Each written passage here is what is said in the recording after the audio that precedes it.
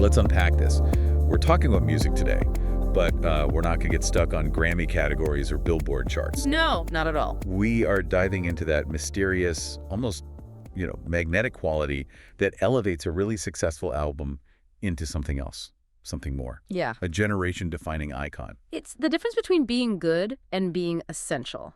And the central question here for you, our curious learner, is actually pretty simple on the surface. Right. Why do some albums become more than just songs? They transform into collective memory, a piece of a shared identity, and a cultural timestamp, a moment that's just frozen in sound. And we all know just instinctively that not every great album gets there. I mean, you can have an absolute sonic masterpiece that critics love, but it never quite cuts through the noise for everybody. It's not just about genius composition. The only records that make that leap, that really become iconic, are the ones that manage to capture or sometimes even create something bigger than themselves.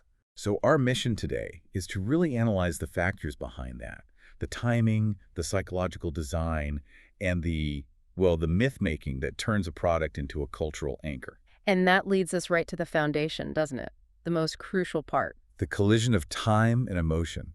This is really the birthplace of iconography, isn't it? It is the necessary starting gate. An album only becomes truly iconic when you have this perfect storm of timing and emotional readiness meeting the music. It has to hit an unmet need in the culture. Exactly. The sources we looked at really emphasize this idea that the world has to be ready for a sound it didn't even know it needed. Which suggests that the frustration or the desire is already there. It's just that the language to articulate it is missing. Yes. And that readiness usually happens during a moment of, significant societal friction.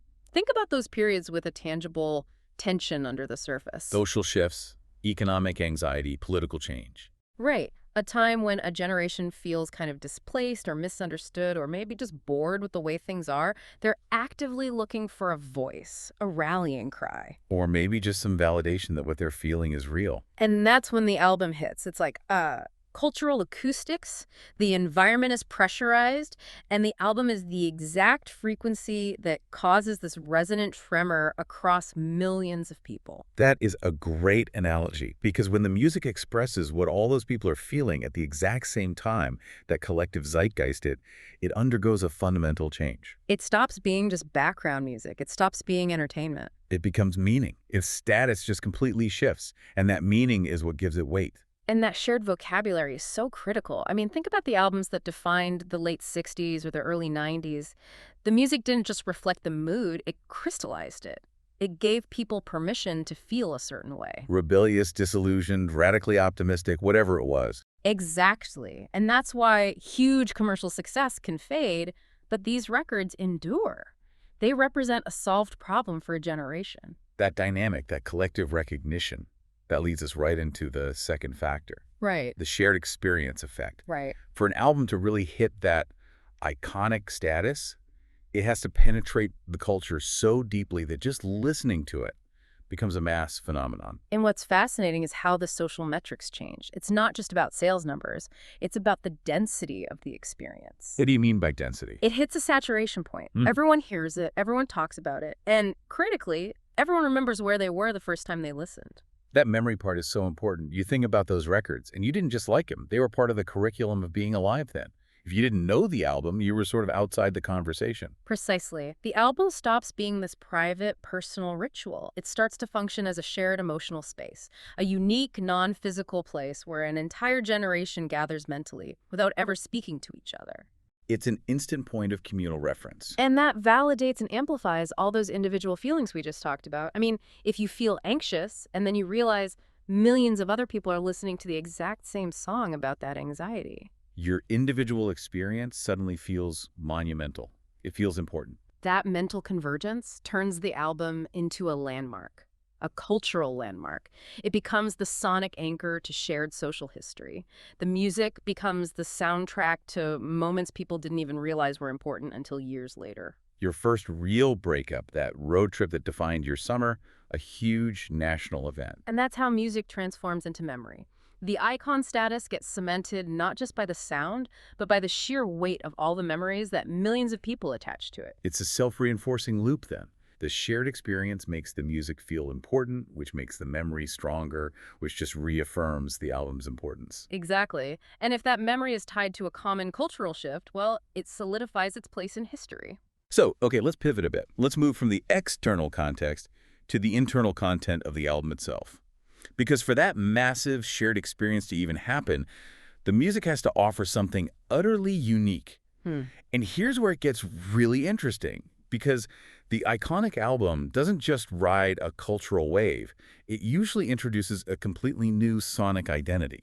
This is the what, not just the when, and it's often the most overlooked part by analysts who are just focused on chart success. To define a generation, an album can't just sound like the best version of what's already popular. It has to sound different, Yeah. unlike what came right before it. And that new identity is built on specific, often risky, creative components. It's not just about catchy melodies. We're talking about a distinct, groundbreaking production style. Like a new way of using reverb, maybe, or bringing in electronic sounds when everyone else is still acoustic. Or maybe it's a new emotional palette. The artist dares to express feelings that were, considered too raw, too dark, or too vulnerable for pop culture before. I'm thinking of records that brought deep irony or even self-loathing right into the mainstream. That was a huge risk. It was. And that's the critical element here. A new creative risk that nobody else dared to take. If you follow the formula, you get a hit. If you take a massive career-threatening risk, you might just get an icon. Right. Creativity in this context isn't just about making something pleasant. It's about making a signature. A signature, yes. It has to be instantly recognizable. You hear the first 3 seconds, and you know exactly who it is and what era it signifies. And you can always tell when someone tries to copy it later, because it just feels watered down. It's derivative, not directional. That's the core insight. Iconic albums do not follow trends. If you're chasing streams, you're following. To be iconic, you have to be directional. They open a doorway to the next one. They define the sound that everyone else is going to copy for the next 10 years. They are future-facing. Exactly. So the new sound opens the door, but you still need someone to make the listener walk through it. And that brings us to the crucial role of the artist as myth. Yes, the story. The iconic status is shaped so fundamentally by the story of the person or the people behind the music. The music provides the soundscape, but the artist provides the narrative framework. And that's what the generation projects itself onto. People don't just buy the album, they buy into the psychological connection points of the artist's life. So what are those connection points? Yeah.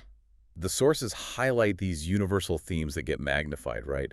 The struggle, the transformation from outsider to star, the rebellion. The vulnerability, the visible risk they took to create this sound, all of it, these elements create identification. It's no longer just an album, it's a chapter. It feels like a chapter in a larger myth, a hero's journey, and that resonates so much deeper. The listener sees their own path, their own feelings of being an outsider, or their own potential reflected in that narrative. They feel seen. It's the difference between listening to a great singer and listening to a prophet. The music becomes the new language, and the artist becomes the ultimate symbol. Correct. The music is the medium, but the artist is the vessel, the symbol for a generation that needs a champion. They give the audience permission to feel and act in new ways because their hero did it first. The artist becomes a lightning rod for cultural change. And that brings us to what gives an album real staying power. Because if it only captures the moment, it gets discarded like any other trend. Emotional range and replay value. You need a kind of psychological engineering. It has to have depth beyond the immediate hit singles. Right, and we see that in the sheer breadth of emotional range across the track list. Iconic albums move between huge emotional states: hope, tension, nostalgia, frustration, joy, sadness, catharsis. You need the whole spectrum. That emotional versatility is what provides its critical utility to the listener. That range ensures the album can meet you wherever you are in life. So if you're feeling frustrated, there's a track for that. If you're feeling hopeful, there's another. And because of that, the album reveals something new every time you hear it. It evolves with you. Which means replayability is not an accident. It's a psychological design. It has to be. It has to be. If you design a record that only serves one mood, say pure party music, you limit its shelf life. As soon as the party's over, you move on. But the best albums, they're described as mirrors. Mirrors, exactly. They reflect whatever complex layer of emotion the listener is feeling the moment they press play. You can always find your current internal state somewhere inside that work. So it's relevant when you're a teenager and everything is dramatic, and it's still relevant in your 20s when you're figuring things out and beyond. That inclusiveness is what keeps it from getting dated. Which brings us to the culmination of this whole process, the generational imprint. This is where everything, the timing, the shared experience, the new sound, the artist myth, it all converges and locks in. The album achieves that imprint when people stop seeing it as something made by an artist and start attaching their own collective identity to it. It stops being the artist's property. And it becomes the audience's possession. That's the moment when the audience collectively claims the music as our sound, our era, our aesthetic, and maybe most importantly, our story. It becomes a definition point. If you weren't there, you can still listen to that album and get a real sense of what it felt like to be young then. And that collective ownership gives it this enduring, almost spiritual power. Years later, when that album comes on, it's not just carrying the artist's original emotions. No, it's carrying the composite emotions of everyone who lived through that time and shared that experience. It's the weight of millions of memories, all concentrated into one audio format. And that's why iconic albums never fade.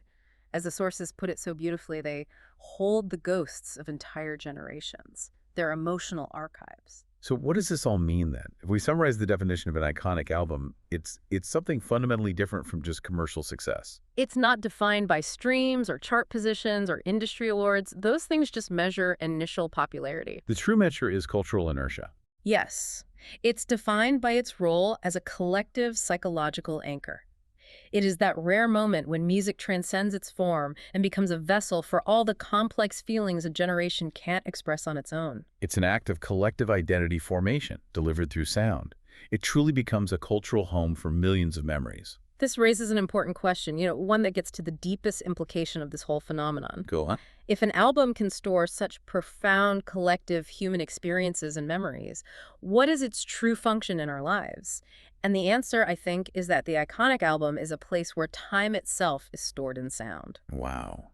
An audio record of a past we can still visit just by pressing play. Just by pressing play. That is a truly provocative thought to leave with.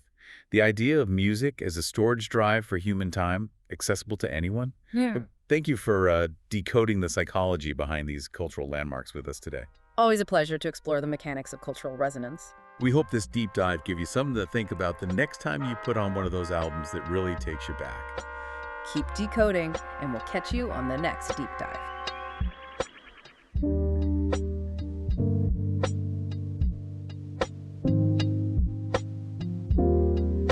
If this episode opened something for you, the next one goes even deeper. Click here to keep exploring, and if you haven't yet, subscribe so you don't miss the next Decode. Creativity has a story, and we're just getting started.